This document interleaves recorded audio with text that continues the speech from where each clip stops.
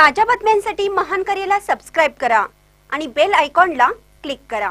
खोपोलीत नगरसेविकेच्या पतीची निर्गुण हत्या।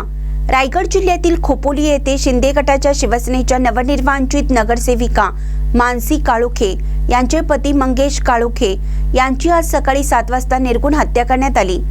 मंगेश काळोखे हे आपल्या मुलांना शाळेत सोडून घरी परतत असताना अज्ञातांनी त्यांच्यावर हा जीवघेणा हल्ला केला।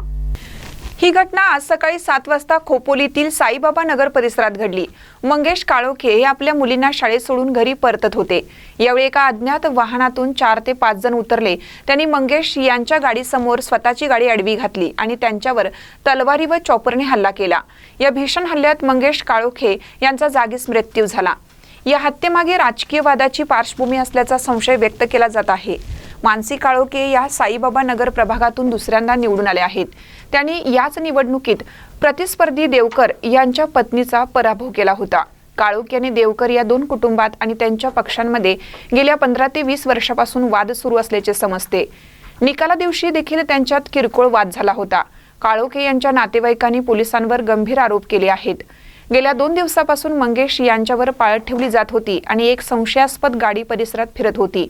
याबद्दल पोलिसांना कल्पना देऊनही त्यांनी दुर्लक्ष केलं असा आरोप नातेवाईकांनी केला आहे।